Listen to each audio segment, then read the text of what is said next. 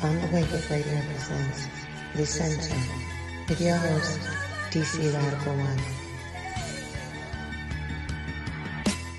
All right, says we are live. Greetings, Black family, and welcome to On the Wake Up Radio. I am your host, DC Radical One, and you have entered the center. Shout out to our wonderful producer, Cindy Ashby. You can check us out on SoundCloud, YouTube, iTunes Podcasts, Stitcher, Spotify, and now iHeartRadio at On the Wake Up Radio. And this is a live edition of the Center. And this is the first time that I've actually live streamed the show via YouTube. So this is a new experience for me and a new platform. But we're going to talk about a subject that is suddenly a lot more relevant in many people's, or it's at the forefront of many people's minds where it may not have been at the forefront of their minds previously. And that is, what is justice? And of course, unless you've been living under a rock or the far corners of the world away from the hills of North America, you will realize how relevant this topic is, considering what's taking place probably as we speak. We've had a lot of outrage over what happened with the murder of George Floyd.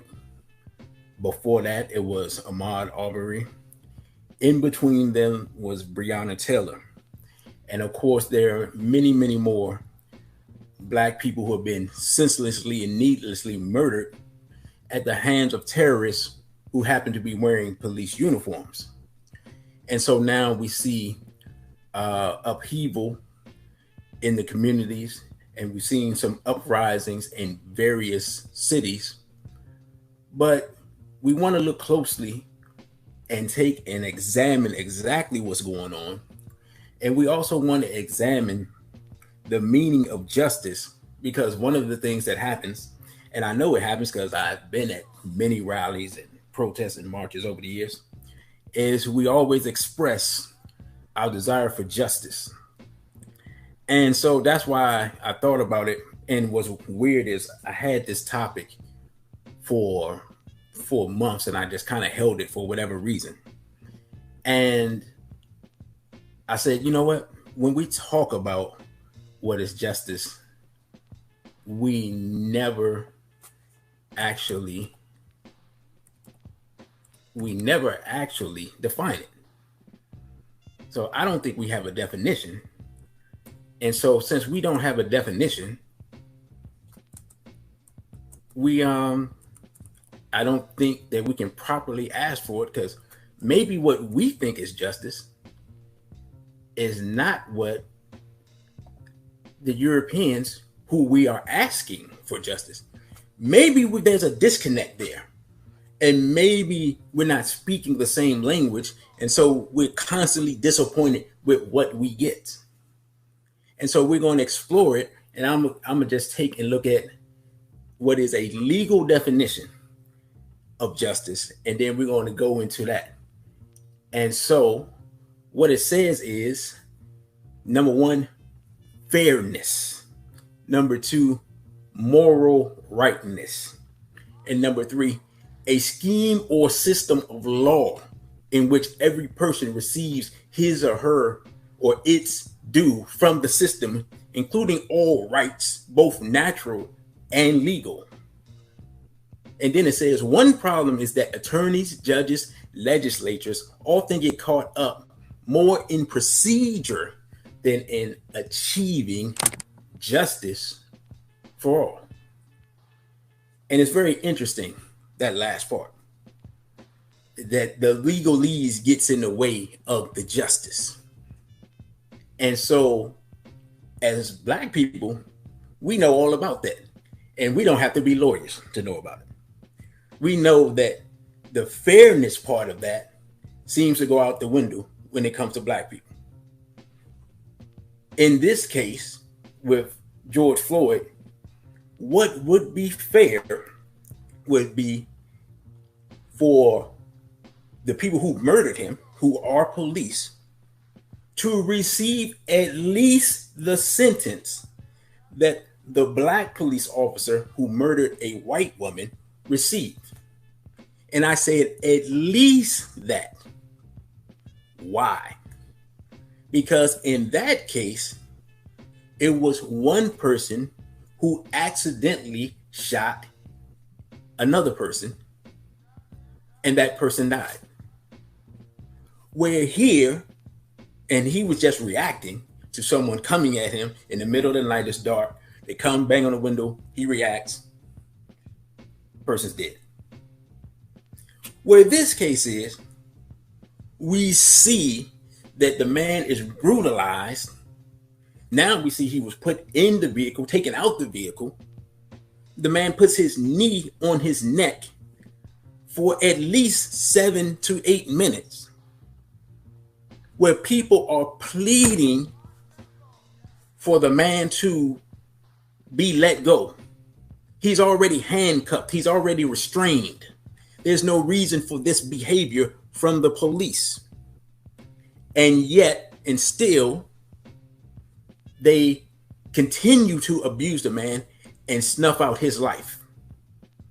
Now, justice would be for all 4 of the police involved, because George Floyd was 6'6" or 6'7". They could not have detained him if it wasn't for all 4 of them. They could not have taken him one-on-one, and probably could not have taken him 2-on-1 had he decided to resist. Peace, Brother Patrick. Peace, Sister Misty. But they took 4 of them. And then, like I said, they slowly snuffed out his life. And so therefore, if we're having fairness, all 4 people involved have to receive at least the sentence of the man who accidentally murdered someone. But we know this was not an accident. At any point, they could have stopped what they were doing. At any point, that police officer, Chauvin, could have shifted his weight. At any point, he could have stood up and simply allowed the man to breathe. Where the man is pleading for his life in broad daylight. And then he dies. And so now we're asking for justice. And I've seen some people say, we want him arrested. Some people say, we want him convicted. But what's true justice in a case where a man is tortured and murdered for almost 10 minutes? Is it just to go to jail? And to get free food? A place to sleep? Get put in PC, protective custody? Is that justice for killing someone for no apparent reason, who was no threat, and the charge was supposedly passing fake money or fake checks or some fraud? Now, let's think about this for a minute, because this doesn't even make sense. If you knowingly are defrauding someone, who stands around in front of the store and waits for the police to come? That doesn't take place.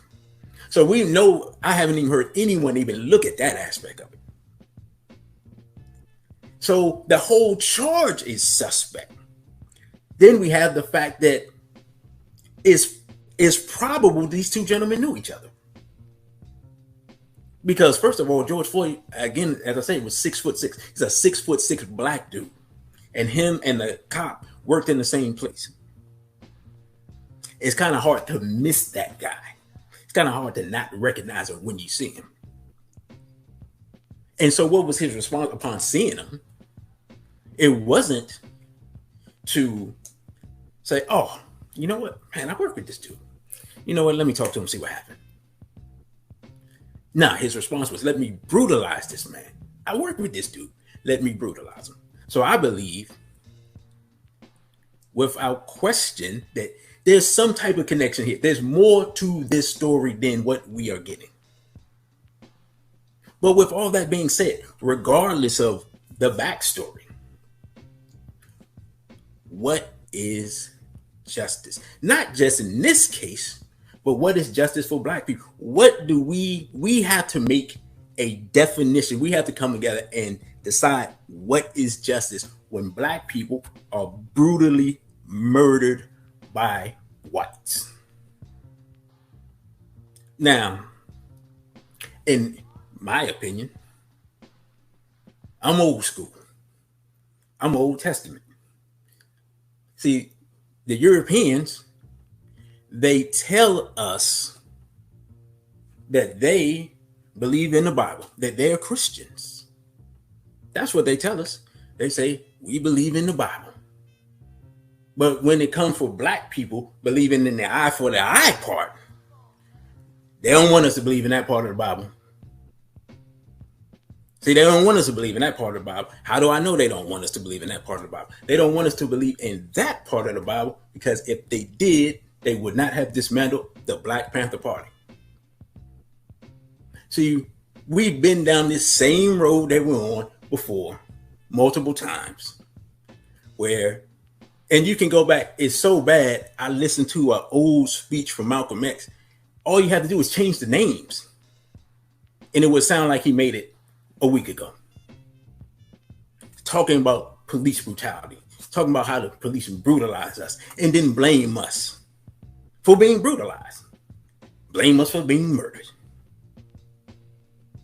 The brother said a real 19-year-old veteran cop or peace officer would have given him a verbal warning. But again, as Africans in America, we don't receive that kind of justice. And so, as I said, we've been through this before. And we thought that the solution is more Black police. And I grew up in Washington, D.C., where the mayor was Black, the police chief was Black, the person in charge of the fire department was Black, everybody was Black. And even though it was better, nonetheless, you're still not receiving justice. And then I saw something last night that totally invalidated that thought because I saw a Black police officer. There was a white police officer that had approached a Black woman. The Black woman smacked the white police officer. The Black male police officer comes up behind the Black woman and knocks her out cold. Now, those type of Negroes, they can't bring us any justice.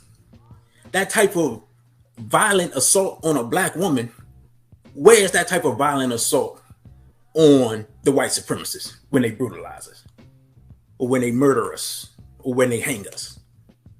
See, as long as we have Negroes here with the European mind, they're just like the European, except we can't identify them unless they're in the uniform.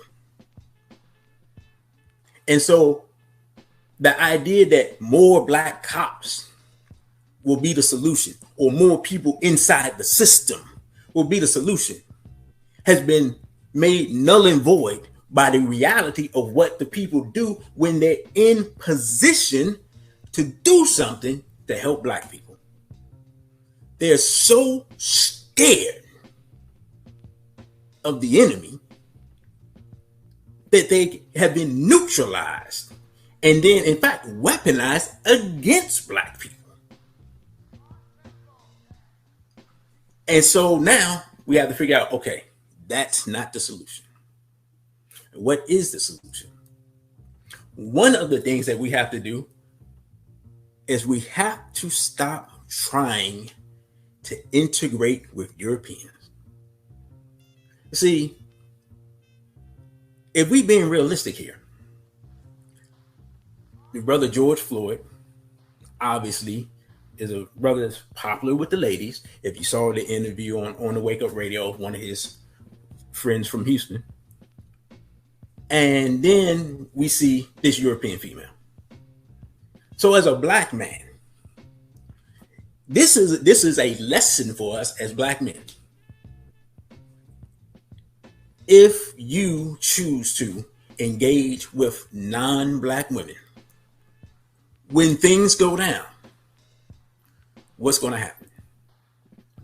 She comes out and is like, oh, he wouldn't want violence, and oh, he wouldn't want people to do this and that, and he loved everybody, so forth, so on.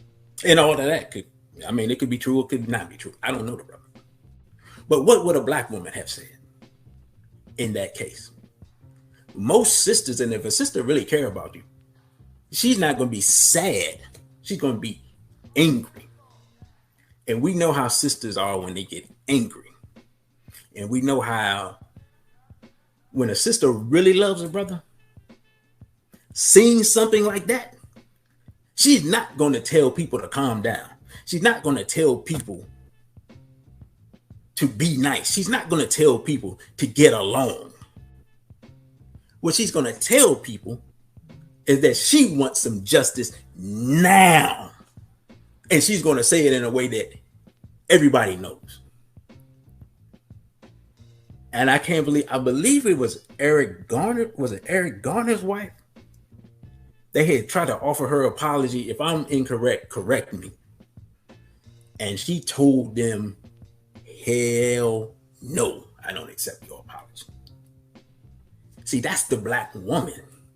That's that love that the black woman has in her heart. And she's so hurt. It's like, there's no way I'm going to accept an apology from an enemy that just murdered my loved one. See, that's what we need. That's one of the things that takes place is they go talk to these people before anybody real in the community can talk to these people. The people who have lost a loved one. The loved one has been brutalized, been victimized, been murdered, tortured, abused. And they go and sweet talk them and offer them some money. And they tell them, just calm it down. Just tell them it'll be all right. Tell them to wait on the system. And these people tell us that. And then as the people in the community, who are we to go and raise heck? If the people who are most affected they're not angry. You see how this works? So again, a key to getting justice is that those who are victimized have to give the word on what we need to do. If they say, we want all these people convicted, we need to work to get all these people convicted. If they say, I want these people's heads in my refrigerator, we got to work to make that happen. Now, somebody's going to say, that's extreme. I'm going to say, a man getting slowly killed over 10 minutes in broad daylight on camera is extreme. What's the difference? As Dr. Collett used to say, the times are rough and the cracker is rough. Why are we scared to talk rough? We scared to talk bad about our condition, even though our condition is horrible. The fact that any interaction with the police could end up with you being killed. We're living in a state of terror. And the thing that's so deep, it doesn't even matter who you are, where you are. People have been killed in their own home. On their couch. He killed the little 7-year-old sister Ayanna Jones and murdered in her sleep. The sister Breonna Taylor, she's in the bed. They kicking in the door, shooting up the place. Her boyfriend's shooting back because people are shooting. She gets shot all up multiple times. And then he got charged for defending his home. What is justice? And in that case, at least there's a small ounce of justice that we got in that case so far, is that the brother, I believe his name is Kenneth Walker, the charges against him were dropped. He was defending himself, defending his home. The police were plainclothes. And so the black judge, the brother Olu, I can't remember his whole name, I believe it's Olu Stevenson. Somebody help me out. He dropped the charges. So if we have those type of black people who want to give us some fairness, then we at least can get some semblance of justice. But we have to ask ourselves, as African people in America, in a white supremacist system, can you get justice from Europeans? And the brother said that New York Mayor David Dinkins was doing good in the 90s till the black suit incident. Then it was Giuliani time. And that's how it goes. And we have to think about, can we get justice here or anywhere in a global system of white supremacy? And if so, how? And to be honest, the system's not set up to give justice to black people. So obviously it's going to be extremely difficult. But sometimes you have to, as Malcolm X said, speak the language of the people you're dealing with. But it has to be the right time, and it has to be the right place. And the problem with the George Floyd case was that when he's dealing with that European, that causes a rift in our community, where suddenly people who were with it and they were all in because they saw it, then they see this person, they go, oh, I gotta back away from it. And then some people didn't want to support it. Now other people, they just went in because it was so horrific. They just overlooked. They like, man, I don't care who you with. This is horrible. We gotta do something. And I'm not gonna lie, I normally, remember Straight Black Pride, DC Radical 1. If you had told me, hey, this dude that was swirling got killed, I'd be like, okay, what else happened? But this was so horrific that you see it and you're like, oh nah, we can't let this ride. And so now you see where we are. But we're in a dangerous time, because what started off as an organic movement, as I said on Instagram earlier today, has become co-opted by those who would use our movement for their own agendas. And we've seen this before in Ferguson. But at that time in Ferguson, it was black homosexuals under the banner of Black Lives Matter who co-opted that movement from the people in Ferguson, like the brother King D. Seals, peace be upon him. And then they took and pushed the homophile agenda. Well, now this time we see it outright Europeans. If you look at the protests, you see the Europeans are at the front of the protest,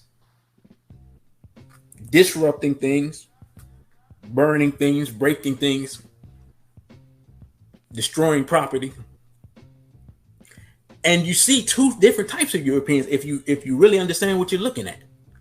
You're looking at a group of agent provocateurs, and then you have these liberals, Europeans who come down here to do this stuff for fun.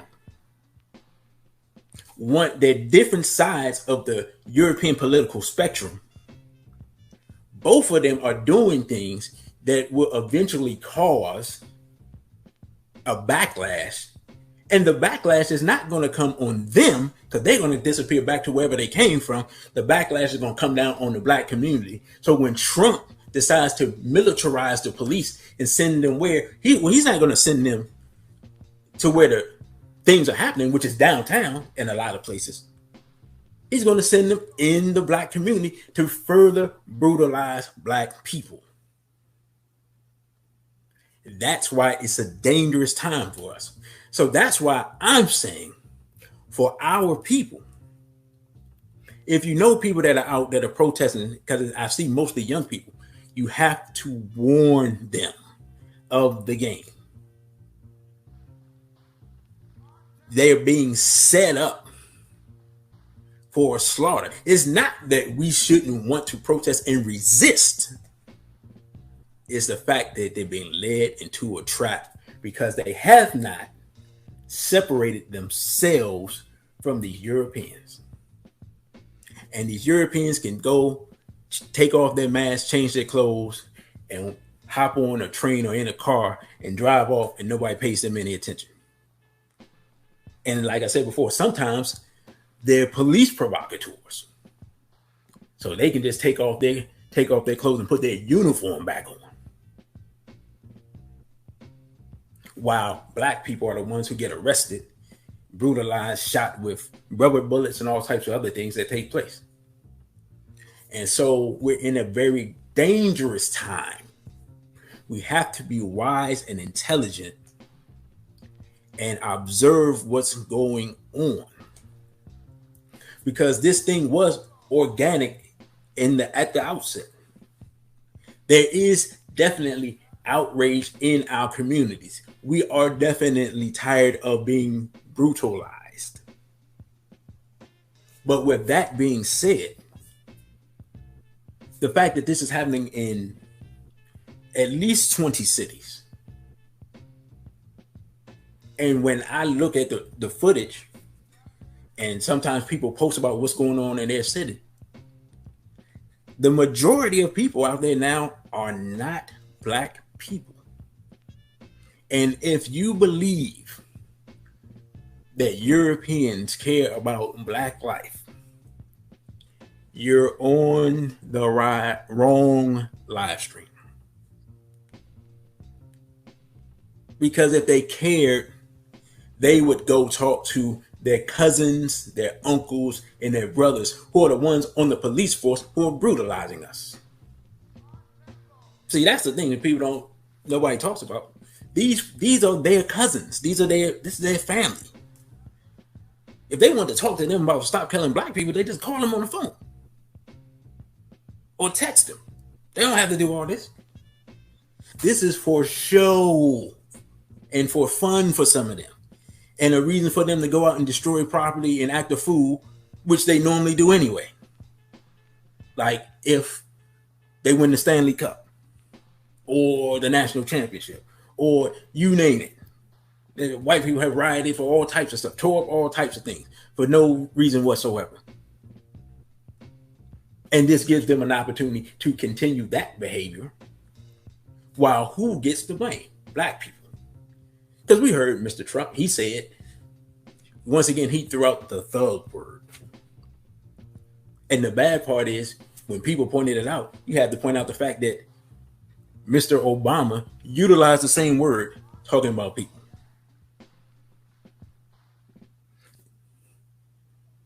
John Bo's sister. So Trump was actually using a word that Obama had already used. And I believe he did that on purpose, so that people couldn't accuse him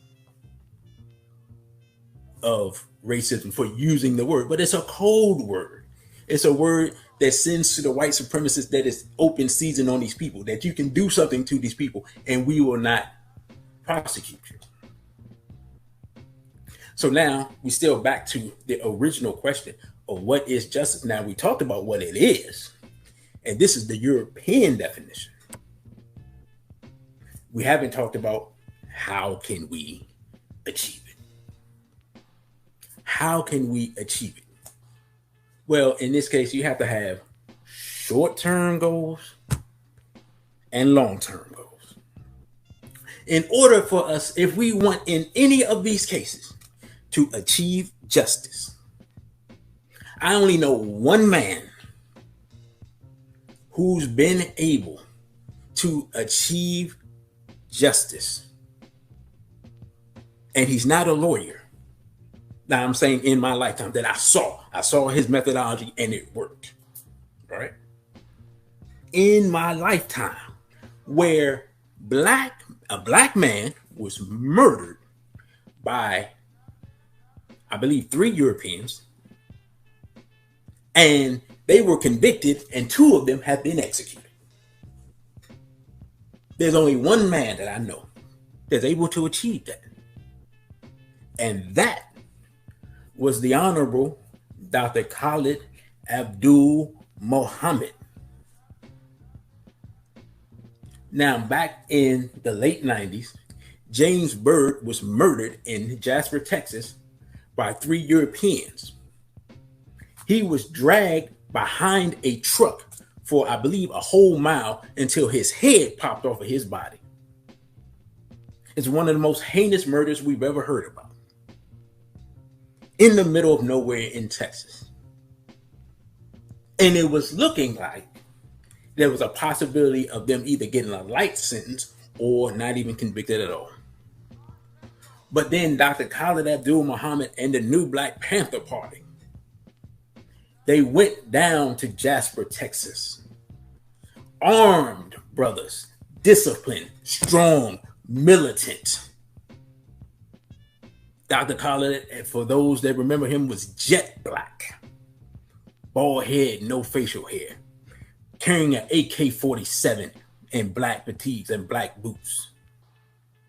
And they came to that trial. And the Ku Klux Klan was there. And the Ku Klux Klan came out in their uniforms to defend the Europeans that had murdered our brother. But Dr. Khalid and his team stood strong. And they stayed in Texas until there was a conviction. And not only did they make a conviction, but they actually made a hate crimes law with James Byrd name on the hate crimes law. That was an achievement of justice, but it came with a catch. Because what did the European do? You think they would just give us justice and not put in something slick? No, they mixed the hate crimes law, which should have been a law to defend the lives of black people, mixed it in with LGBT, and mixed it in with the Matthew Shepard case, and it's the James Byrd Matthew Shepard hate crimes law. So even back then in the 90s, there was this movement to usurp the rights of black people and put the rights of the LGBT in our place. But we didn't see it at the time. And so when people try to tell us about allies and tell us about aligning ourselves with LGBT and things like that, we can look all the way back 25 years and see how they made these moves to neutralize our forward movement and our strives for justice and our strives for progress, and usurp them and make them for their benefit. But nonetheless, that and still, it was the appearance of strong, militant black men, armed, who showed up to court day after day after day after day. And they let the justice system know, we're going to get justice the easy way, or we're going to get justice the hard way. But we're going to get that justice.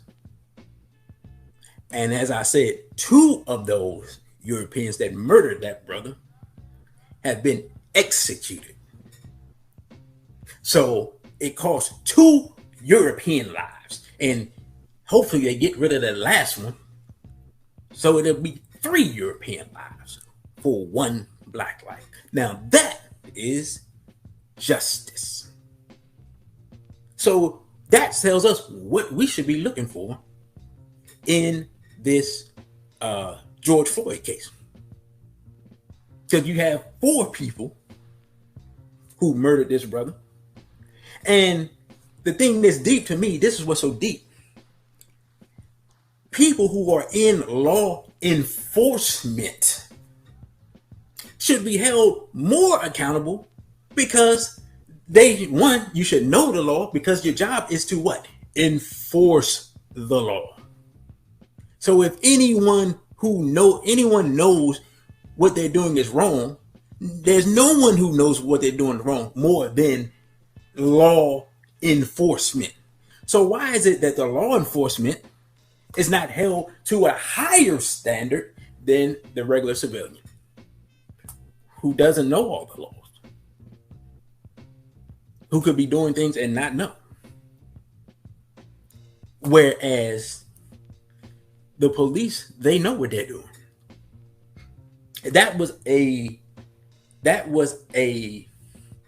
murder, and it was a murder because you don't accidentally put your knee on anyone's neck for 10 minutes. Like, oh, wow, my bad. I didn't see your neck there. I was kneeling down. Had to take a break. It doesn't work that way. So this is a murder. And if we want justice, what's going to happen? If we want justice for George Floyd, wherever the Minnesota courthouse is, those brothers that showed up for the Ahmaud Arbery case or some other group like that, they're going to have to go to Minnesota and be there day after day after day after day after day.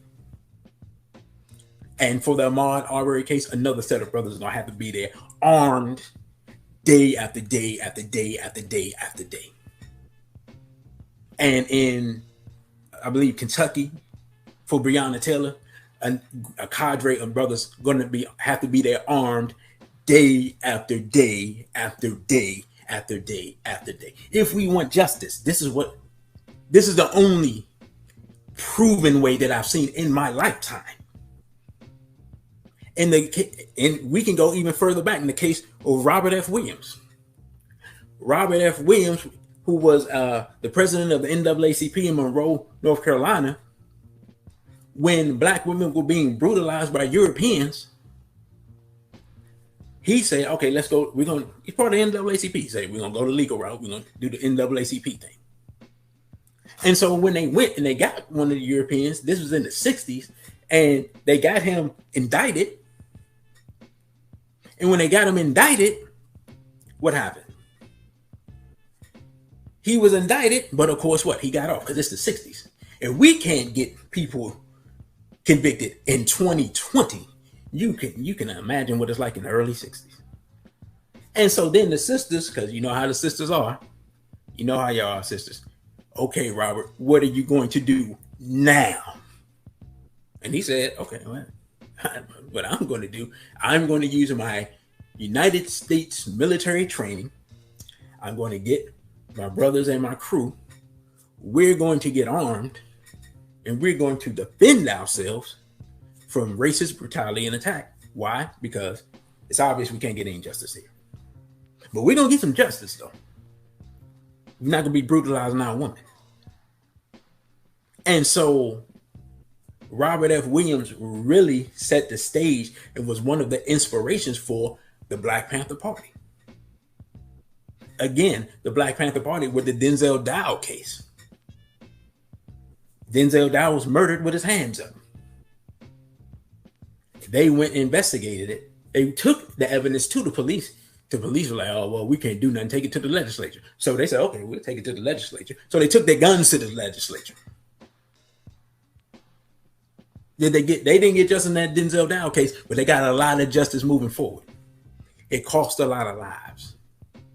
But those types of movements, those types of actions are the types of things that make Europeans back up off us. But we're in a dangerous time because That is the proven methodology. But we're also in a time where people are trying to stoke the flames of a racial conflict. And so we have to be, even if we use this methodology, we have to be measured and understanding that there's a hidden hand who's stoking the flames and making it worse. Because in reality, like I talked about before, with the Black Lives Matter, that they're funded by who we call the small hats, people like George Soros. They're on one end, and their goal is to cause upheaval so that they can come in and take over and impose their way of rulership over us.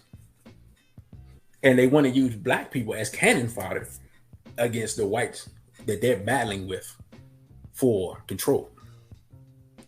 We have to stake our own claim and not align ourselves in any permanent alliance with either group. One of the problems, any person that you see that's put before our people, any person you see that's put before our people, you know where they stand by what they say. Notice none of the civil rights people, none of the politicians, none of these celebrities, none of them have said, we need to pull back away from Europeans. So let's stop interacting with them as much. Let's arm ourselves. Let's defend and patrol our own communities. But for all of that to take place, what has to happen? Dr. Frances Cress Welsing, she had this quote, and it took me years to decipher the quote. The quote was, she said, self-respect is the foundation for justice. Now, when I first heard this, I was in my early 20s. In my mind, I'm like, how can black people respecting themselves get us justice? What I didn't understand is I was looking for the justice to come from outside. So then us treating us better didn't occur to me. But here's the thing that I didn't understand.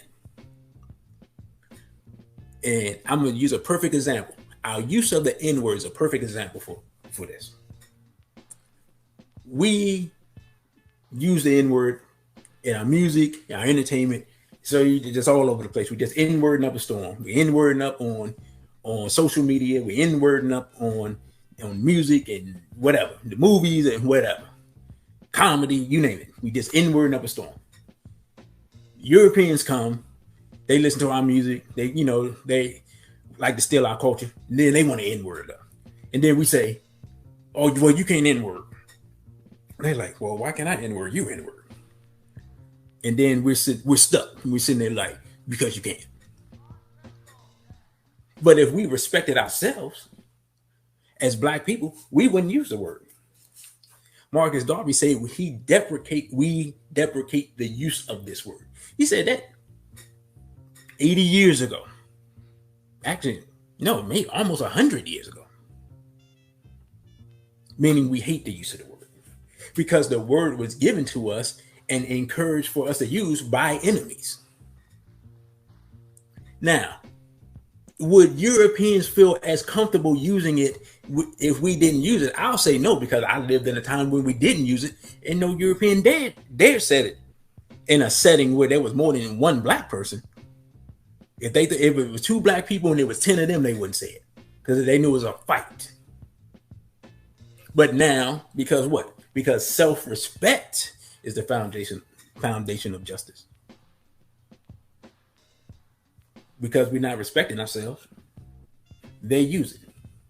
Now our sisters are running around calling themselves bees. We've been calling them bees for so long in music, they've taken it and try to use it as a term of endearment the same way we use the N-word as a term of endearment. And then a sister say, oh, nobody treats us right. But again, respect is the foundation for justice. Nobody really called sisters bees back in the day, because if you did, they go tell their brother, and then it's a fight. But what was the key to that? The key to all that was self-respect. Nobody would come in our community and brutalize us the way they do, if we respected ourselves, we loved ourselves.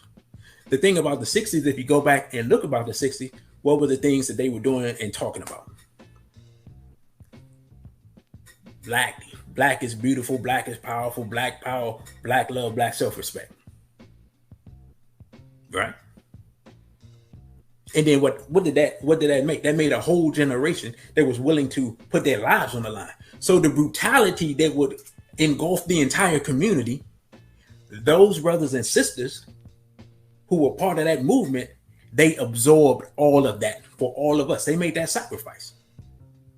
And it's a big sacrifice, and we've never properly thanked them for it.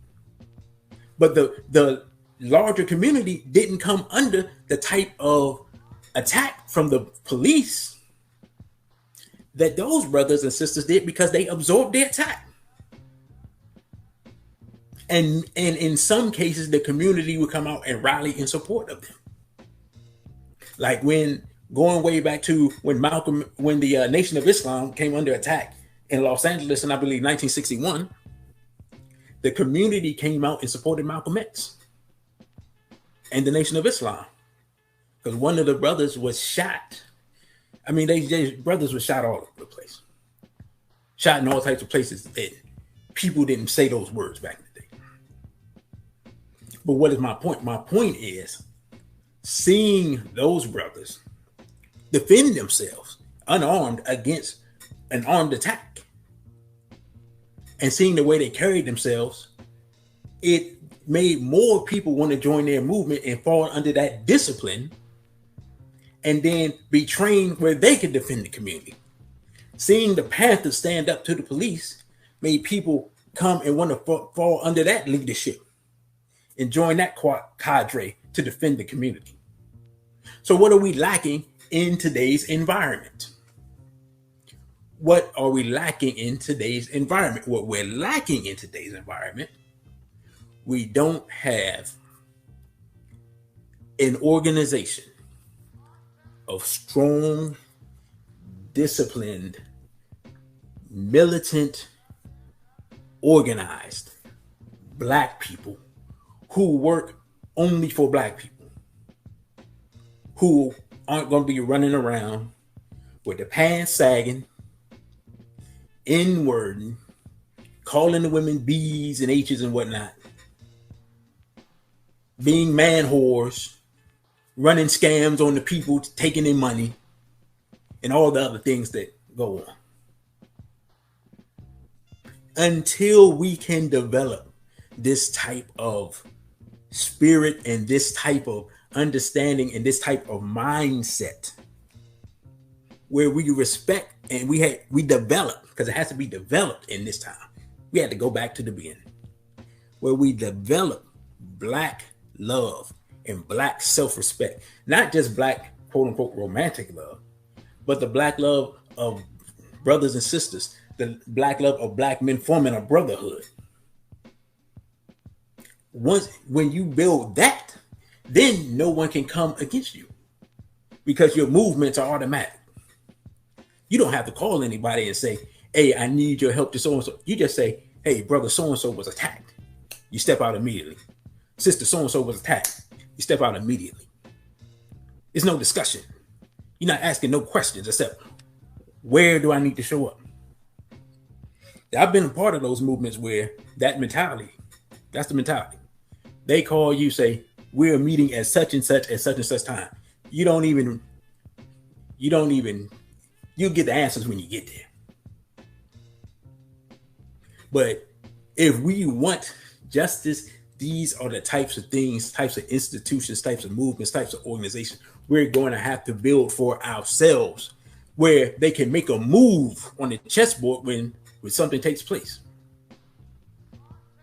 Believe me, if the European knew that if they kill a black man in Minnesota, that some European female would slip in the shower in Arkansas, eventually, when those two things keep happening back to back, they were like, maybe, maybe maybe we don't need to do this. Because, people slip in the shower all the time. People fall out of windows, fall over balconies. These types of things happen all the time.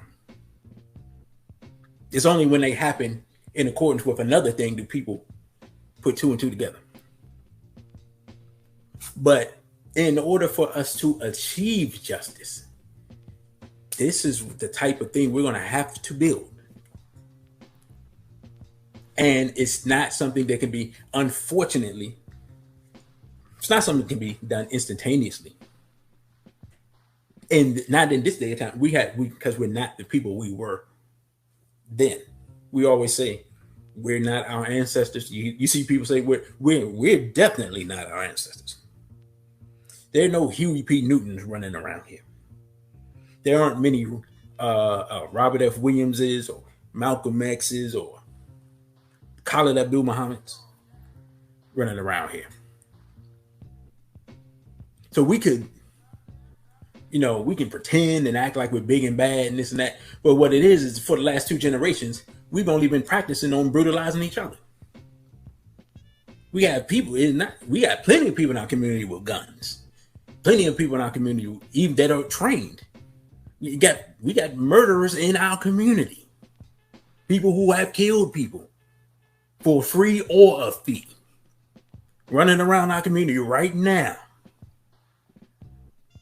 But when it's time for somebody to deal with the enemy, to deal with Urugu, to deal with some redneck peckerwood that happen to have on a blue uniform, we can't find these people to save our life. We can't raise enough money or GoFundMe to get them to put in no work. So even though they are trained or have the weapons, they're not qualified. They would have to come under a different form of psychological training to be able to do the job that we need done. But the job has to be done. As Dr. Collins said, we must resist to exist. And no matter how big and bad Europeans like to pretend to be, Europeans do not sign up very often for one-on-one smoke with black people unless there's a check involved. Yeah, they do it in UFC with some money involved or boxing or something. And half the time they cheating when they do that. Because they understand what they've done to us and they know the rage that's in the black man and the black woman.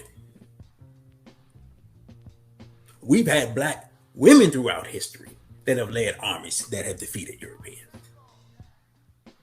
They know about the sisters. That's why they have to use the divide and conquer and the gender war to get us to break up. So that they can sweet talk our sisters so they're not on our side.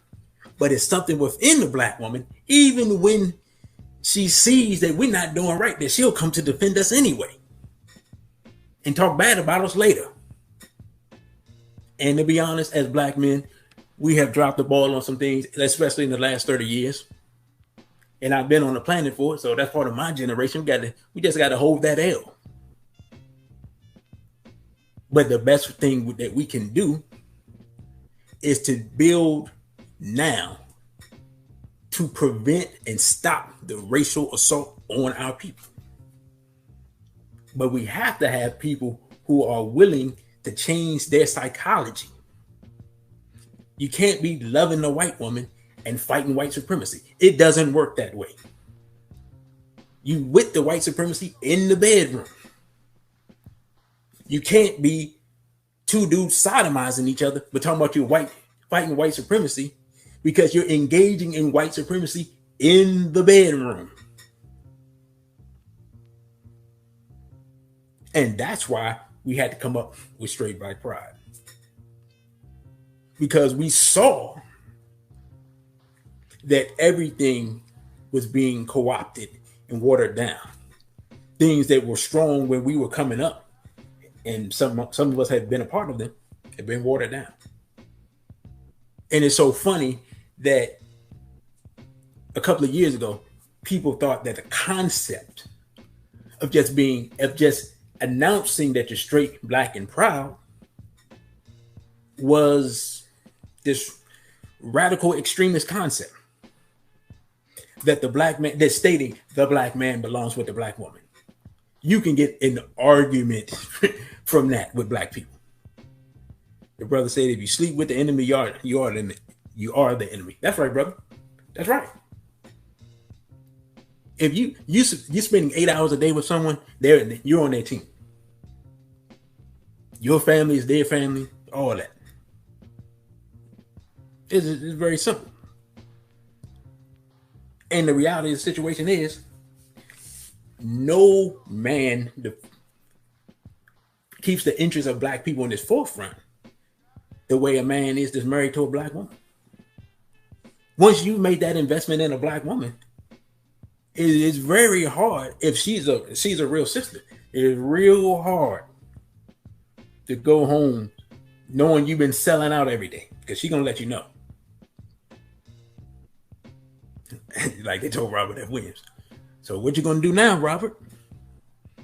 Sisters will let you know that all day, every day. What are you going to do now? And so, brothers and sisters, I just wanted to bring that out. I wanted us to understand the model and methodology that was utilized previously in order for us to get justice. And again, we have to play the short game, which is these individual cases. Ahmaud Arbery, Breonna Taylor, George Floyd. And I'm sure there are others, because people were sending me stuff over the last couple of days. I can't even keep up. So in Canada, they threw some sister off the balcony in Canada and claimed she committed suicide. But her mother says she didn't commit suicide. Somebody sent me that information last night. In Brazil, they murdered a 14-year-old boy, shot him like 50 times or something.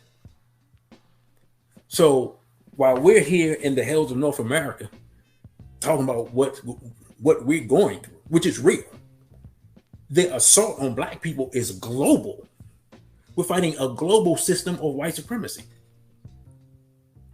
And so the logical thing to do, if you're facing a global problem, is to unite with your people globally to fight against the global assault. Because as Baba Kamal Kambon said, he said it plain and simple. He said, white people want to kill us. Plain and simple.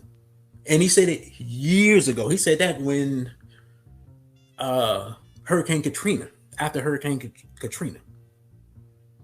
And no one can argue with that. They want to kill us. But we cannot aid and abet them killing us by producing non-black people, aka miscegenation, aka race mixing. Because when you do that, what do you produce? You produce an Obama. And so you have somebody that looks black. Black people get all invested in him.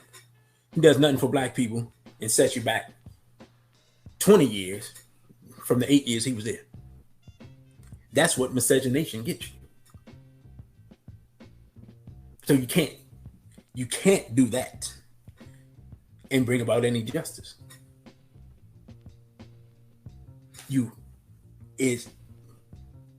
The global African collective have to understand. John Henry Clark said, we have no friends. The Arabs in North Africa are a problem for black people. The whites in Southern Africa are a problem for black people. The Asians everywhere in Africa are a problem for black people. the whites, wherever they're at on planet Earth, are a problem for black people. The light-skinned Hispanics are a problem for black people in South America. Black people have to stop being a problem for black people wherever they are. We have to, as I said, self-respect is a foundation for justice. We have to stop disrespecting ourselves and each other.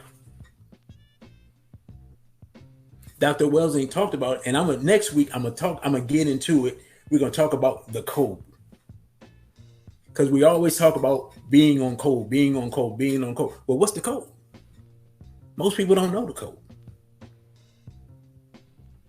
We're going to have to, and the sister say, yet we keep accepting these. Yes, sister. We keep accepting, we won't accept our black selves, but we will accept our non-black enemies. But yeah, we're going to talk about next week. We're going to talk about the code. We're going to make some things clear, and we're going to spread those things, and so people can understand. So when we talk about being on code, people know what we're talking about. But to bring about justice, the short term and the long term, we still have to build a global African movement, because the stronger, whether we want to accept it or not, the stronger Africa is, the stronger the continent is, the better treatment we'll get here or wherever we are on the planet Earth. We never think about this, but let's think about this. I mean, for one, China's a perfect example of this. When China was weak, Chinese people were called all types of names. You can find old movie clips where they're making fun of Chinese people. They're doing basically yellow face, like they did blackface for us. You know, having with big giant teeth and, you know, squinty eyes and stumbling all over the place and all types of stuff. But now that China is strong, you don't see any of that.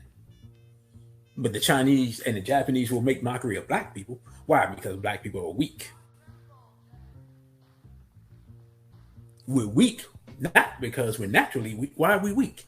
We're weak because we're divided. We're weak because we see each other's as competition instead of seeking to cooperate. So a brother from Uganda and a brother from Nigeria see each other as a brother from Uganda and a brother from Nigeria, even though the European created the borders. Now let's think about that part. All the borders on planet Earth have been rewritten and recreated in the last 500 years. And we're arguing with people over borders that we didn't even invent. We're disunited by our enemy using artificial borders that didn't exist 500 years ago. Now, in the grand scheme of time, 500 years is very short when black people have civilization that goes back 10,000 years. So we're caught up in a paradigm not of our creation. It causes us to be confused about who is who. So now we're taking friends for enemies and enemies for friends. So people will sit around and say, well, I'm an American. And so you identify as an American, the European identifies as an American, so suddenly you identify with the European. Or you say, I'm a Muslim. So you're a Muslim, the Arabs are Muslim, suddenly you identify with the Arab. Or I'm a Christian, or I'm a Democrat, or I'm a Republican. And you identify with all these things. And then you end up fighting the battles of other people when your identity as an African never gets brought up or is brought up last. So then when something happens, you don't even recognize what's happening. Somebody black being brutalized, you're like, oh, that's that other crew. That's some other people. Oh, a Muslim's being beat up. And the Muslims will take care of it. Oh, that brother's a Christian. The Christians will take care of it. That's how we are. But why? Malcolm X talked about it very clearly 60 years ago. We're not brutalized because we're Christian, Muslim, or Jew. We're brutalized because we're black.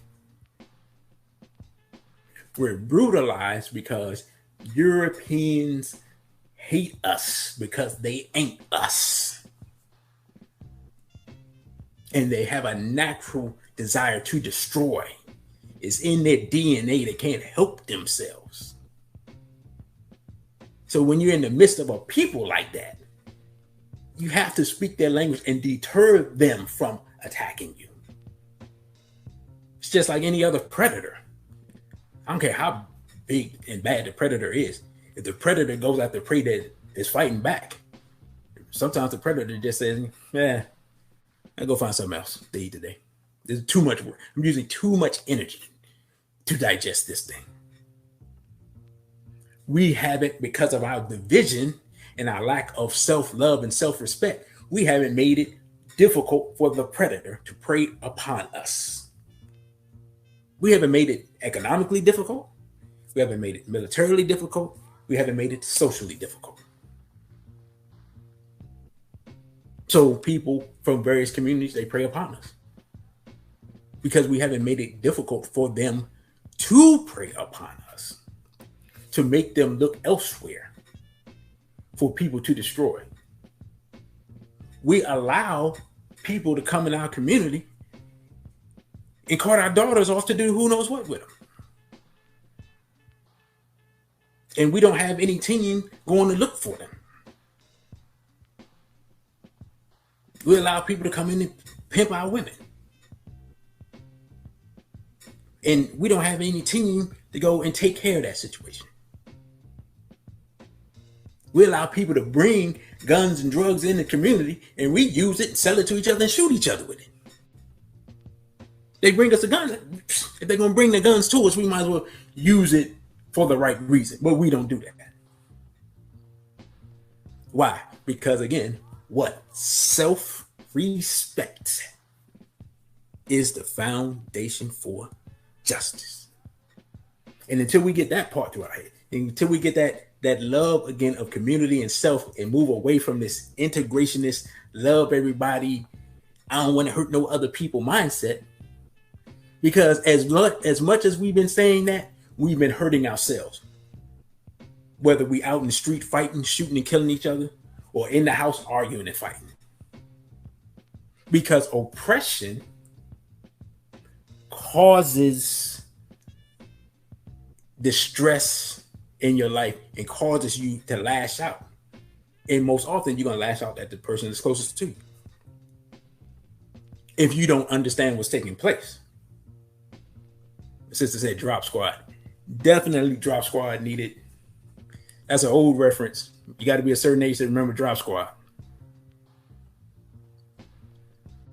But that pressure, that oppression causes a pressure on us that causes us, if we don't, it does either one or two things. It will either cause us to come together or cause us to break apart. Before integration, because we didn't have a choice, it caused us to come together. The European finally figured it out and said, you know what? We're going to give them this integration. And but the oppression didn't stop. The oppression continues. And because of integration, the oppression causes us to break apart because it gives us now the belief of that we have an out, that we can, in essence, opt out of our blackness. And that's what a lot of people do. A lot of brothers who should be strong brothers in the community that we can help to alleviate some of the problems in the community, they try to opt out of their blackness and hide from white supremacy in the white womb. And some of them try to hide on the back door. I'm trying not to be vulgar. You understand what I'm saying. And other ones physically submit to the European male, proving that they're not a threat. You know, buck broken Negroes. As Dr. Collins would say, bending over and giving evil an opening. Those type of people we can't use. Those type of people serve no purpose.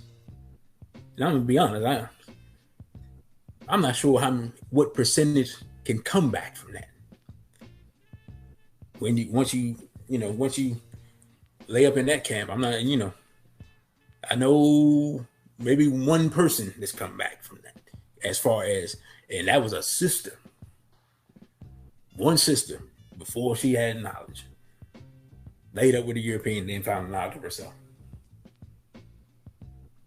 But I mean, that's percentages are not good, so we can't use those people. The number one thing we have to do is, everyone who knows now, we have to form some type of coalition. We don't even have to all be in the same organization, but we have to be organized. And we have to be able to build a coalition where we can work together on things that we can work together on. That's what it's going to take for us to get justice, for us to get a fair deal, for our enemies that brutalize us to get the evil that they've earned with their own hands. And so with that, brothers and sisters, I thank you all for listening. I thank you all for joining me on this YouTube live stream. I thank you all for your comments. I thank you all for your support. We're going to be back at 2 p.m. Eastern Standard Time next Sunday. We're going to do it again, and we're going to talk about staying on code. So with that, I say Abibi Fahodie and straight black pride. Heavily flawed individual. Cindy Ashby Productions. On the wake up.